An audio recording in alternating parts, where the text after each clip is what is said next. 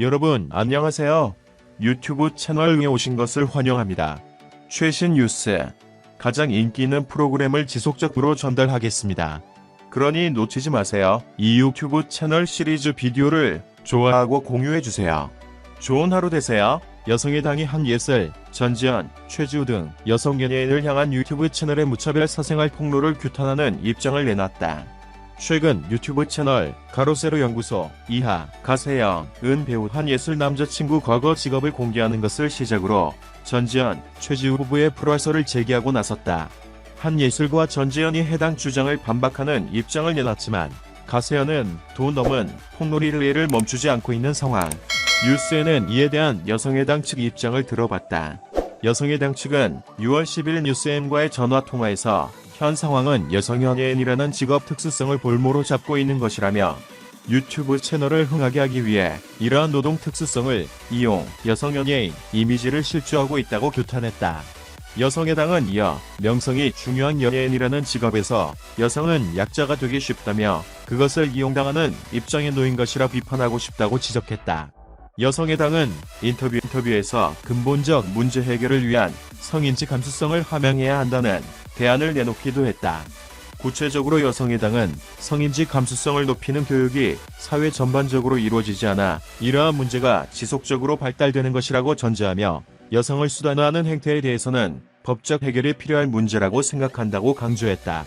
여성의당은 세계 여성의 날인 2020년 3월 8일 창당됐으며 국내 최초 여성의제 정당으로서 제21대 국회의원 선거에 비례대표 후보자 사인을 왜 이런 일들은 항상 소속사와 계약이 만료됐을 때 일어나는 건지 참 신기하다. 유튜브 채널 가로세로 연구소 가세연에서 한예슬 남자친구 관련 폭로가 시작될 무렵 한예슬이 보인 반응 가운데 일부다. 소속사를 옮기는 과정에서 전 소속사에서 한예슬 관련 민감한 정보를 가세연에 제공했을 가능성을 언급한 것이다. 한예슬은 자신의 전 소속사 대표와 가세연의 유튜버 김용호와 친하다고 밝히며 일종의 보복인가 생각했다고 말하기도 했다. 소속사를 옮긴 스타가 이처럼 화제를 유발하는 경우는 최근 사례만 놓고 봐도 한예슬 한 명에게 국한된 이야기는 아니다. 최근 이다인과의 열애설이 공개된 이승기 역시 5월 30일 일부로 18년 동안 몸담았던 후큐 엔터테인먼트와 전속 계약을 종료하고 신생 1인 기획사를 설립했다. 그리고 이다인과의 열애설이 보도된 것은 그 직전인 5월 24일이다. 김정현 논란은 아예 소속사 이적과 맞물려서 터졌다. 애초 김정현 논란은 서지혜와의 열애설로 시작됐는데 당시 해명은 김정현이 서지혜에게 소속사를 옮기는 문제를 상의하기 위해 만났다는 내용이었다. 이후 김정현이 당시 소속사이던 ON엔터테인먼트와 전속 계약 만료 시점을 두고 분쟁 중이었다는 사실이 알려졌고 논란은 서예지, 가스라이팅 논란으로 확대됐다. 사실 과거에는 연예부 기자들 사이에서 특종을 하려면 최근 전속 계약이 만료된 스타의 전 매니저를 만나라는 얘기가 통용되곤 했다. 전 매니저들은 자신이 해당 연예인을 스타로 키워놨는데 정적 큰 수익이 발생할 즈음에 소속사를 떠나 다른 연예 기획사로 간 스타에 대한 서운함을 갖고 있기 때문에 그 매니저와 술 한잔하며 깊은 대화를 나누면 그가 술에 취한 척 대형 정보를 흘린다는 얘기가 있었다. 실제로 이런 방식을 거쳐 탄생한 연예계 특종 기사도 꽤 있는 것으로 알려졌다. 그렇지만 연예계에선 이런 얘기도 이젠 오래 전 일이라는 반응이 대부분이다. 언젠가부터는 스타급 연예인이 소속사를 옮길 때 손발을 맞춘 매니저와 함께 회사를 옮기는 경우가 많아졌다. 아예 자신을 전담하던 매니저와 회사를 나와 1인 기획사를 설립하는 사례도 많다. 서운함을 가질 만한 자신의 사람을 더욱 적극적으로 챙겨 소속사의 이전에 따른 리스크를 최소화하는 행보인 셈이다. 전 소속사와의 분쟁을 최소화하고 좋은 관계를 유지하며 깔끔하게 계약을 정리하기 위해 스타들이 상당히 애를 쓰고 있기도 하다. 또한 스타 파워가 커진 부분도 영향이 크다.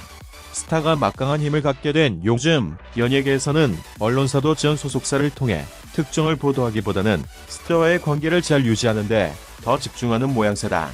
이런 흐름이 10여 년 이어지면서 전 소속사 발특종도 이젠 옛말이 되고 말았다. 그런데 최근 소속사를 옮기는 과정에 있는 스타들이 연이어 민감한 사생활과 관련된 구설수에 휘말렸다. 한 예슬은 아예 전 소속사를 둘러싼 의혹을 공개적으로 드러내기도 했다. 이런 분위기에 연예 관계자들도 매우 이례적이라는 반응을 보인다. 전 소속사 측에서 언론사에 이런 민감한 정보를 흘릴 가능성은 높지 않다는 게 연예계의 대체적인 시각이다. 그만큼 좋지 않게 전 소속사와 계약을 끝내는 스타급 연예인이 많지 않은 게 가장 큰 이유다. 극히 드물지만 전 소속사와 관계가 악화돼 관계를 정리한 뒤 루머에 휘말린 스타들이 있기는 하다. 이 경우 전 소속사인 연예기획사 입장에서도 잃는 게 많다. 전속 계약이 만료된 연예인의 민감한 정보를 언론에 흘렸다는 의혹에 휘말릴 경우 현재 소속된 연예인과의 신뢰가 악화될 수 있고 새로운 연예인을 영입하는 데에도 지장이 생기기 때문이다. 한 중견 연예기획사의 임원급 관계자는 당장은 속이 시원할 수 있지만 어차피 이 바닥에서 계속 일을 해야 한다면 잃는 게 훨씬 더 많다는 걸 누구나 알고 있다고 설명한다. 그렇다면 열애설과 같이 민감한 사생활 관련 정보가 언론사로 흘러들어가는 통로는 어디일까? 가세현 방송을 보면 거듭 제보를 언급한다. 꾸준히 연예계 특정 보도를 이어오는 디스패치 관계자 역시 대부분 제보를 통해 취재가 시작됐다고 설명한다. 연예부뿐 아니라 모든 영역에서 언론사 취재 베이스에는 이런 제보들이 있다. 그런데 이런 제보는 모든 언론사에 동일하게 들어오지는 않는다. 관련 영역에서 특정 보도를 많이 하는 언론사로 제보가 쏠리는 경향이 짙다. 결과적으로 최근 연예인의 사생활 관련 특종 내지는 단독 보도가 집중된 가세현과 디스패치 등의 관련 제보도 많이 몰리고 있는 상황이다. 문제는 제보자가 누구냐다. 민감한 사안을 다룬 제보는 익명인 경우가 많다. 언론사 입장에선 제보자 신원 보호를 위해 익명이 아닐지라도 익명이라고 밝히기도 한다. 이 과정에서 전 소속사 관계자가 익명 제보할 가능성까지는 배제하기 힘들다. 연예인을 둘러싼 각종 제보가 늘어난 근본적인 이유는 스마트폰의 보급이라는 게 연예 관계자들의 공통된 설명이다. 누구나 성능 좋은 카메라를 들고 다니는 세상이다. 본인 남의 눈을 피했다고 생각할지라도 누군가의 카메라의 모습이 담길 수 있다. 뛰어난 줌 기능의 망원 렌즈까지 장착된 스마트폰으로 수십 회 밖에서도 정밀하고 깨끗한 사진을 촬영할 수 있다. 일반인이 직접 촬영한 사진이나 영상이 제보를 통해 언론사를 통해 보도되기도 하지만 이런 제보를 접한 언론사가 직접 현장으로 출동해 사진이나 영상을 촬영하기도 한다. 사진이나 영상으로 입증된 제보 내용이라면 언론사 입장에서도 현장에 인력을 투입해 특종을 건질 수 있다는 확신을 가질 수 있기 때문이다. 시청해주셔서 감사합니다. 채널을 구독하고 벨을 눌러 흥미로운 정보를 빠르게 업데이트하는 것을 잊지 마십시오. 안녕히 계세요. 다음 동영상에서 만나요.